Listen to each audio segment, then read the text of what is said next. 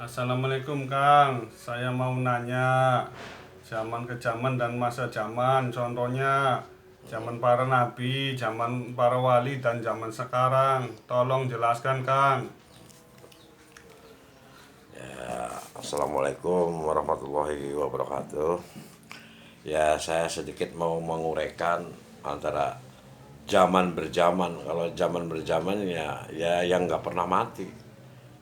Makhluk yang nggak punya mati itu ya zamannya Dajjal. Dajjal, jin, setan, siluman itulah makhluk zaman berzaman. Kalau masa zaman ya makhluk manusia. Jadi ada zamannya para nabi, zamannya para sahabat, zamannya para imam, zamannya para aulia, para ambia, dan zamannya para wali-wali Allah.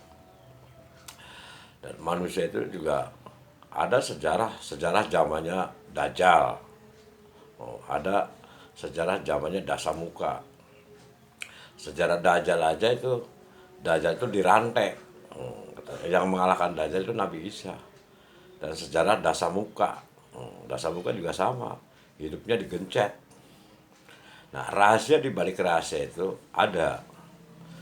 Kalau Dajjal, Dasamuka digencet, nah kalau lepas dari gencetan, lepas dari belenggunya, akan rusak kehidupan umat manusia.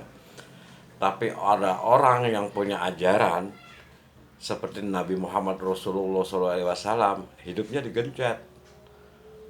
Sama seperti Dajjal, seperti Dasamuka. Nabi Muhammad juga digencet kehidupannya.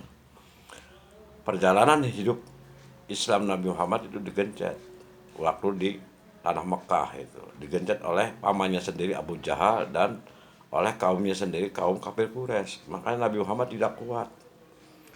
Nah, digencetnya Nabi Muhammad keluarnya itu hijrah ke Madinah dan sambil membawa ajaran hidupnya. Setelah ajaran hidupnya diterima oleh uh, rakyat Madinah, itu orang-orang Madinah, barulah kembali akan menguasai kota Mekah. Nah, sama, kita juga sama, perjalanan hidup juga sama. Nah, kalau zamannya orang-orang pilihan Allah ya mungkin Nabi dikencet oleh orang musyrik dan orang-orang munafik, orang-orang musyrik dan orang-orang kafir. Dan orang awam juga sama, hidupnya digencet. Orang awam itu digencet oleh kebutuhan anak istri. Makanya satu-satu jalan itu keluar, sama seperti kanjeng Nabi keluar dari Mekah. Nah, kalau orang awam mah keluar dari rumah.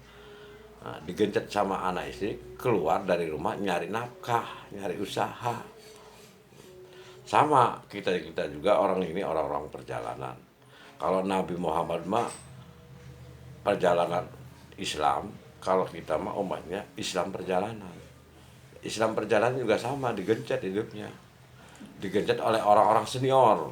Contohnya orang-orang senior itu Islam pewaris Nabi. Contohnya itu seorang ustadz, ulama, kiai. Sebab di situ al ulama warasulu wasyatu al ulama warasul wasyatu wa jamiah wal ambiya. Seorang ulama pewaris Nabi katanya. Ada dari Islam Kejawen. Islam Kejawen itu dukun paranormal.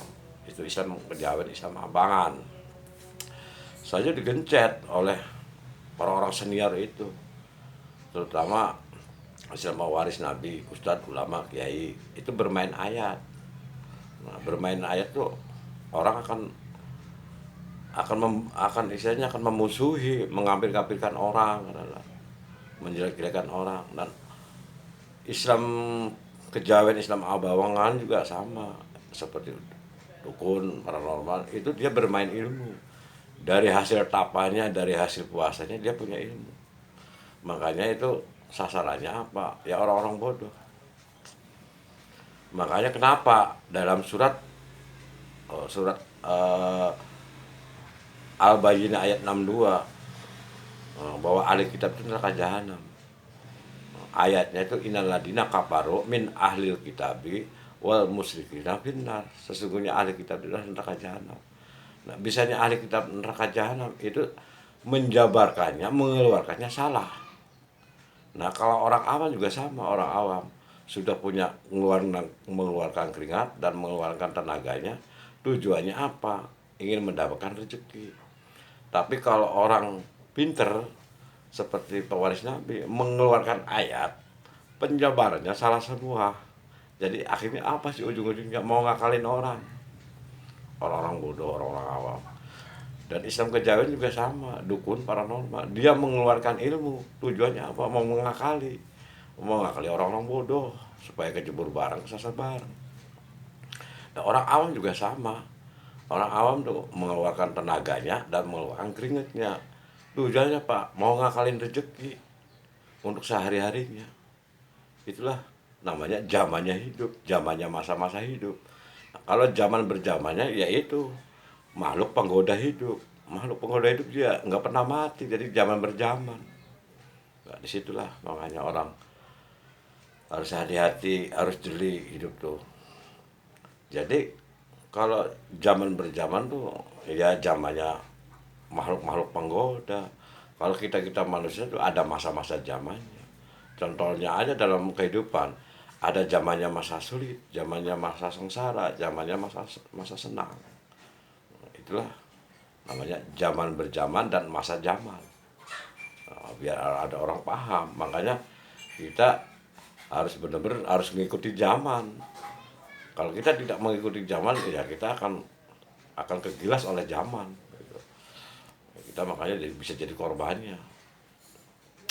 Itulah sebenarnya hidup alam wal kalamnya itu dari zaman berzaman dan masa zaman. Itu ada alam wal kalam. Makanya itu harus paham, harus ngerti itu. Ya kurang lebihnya begitulah.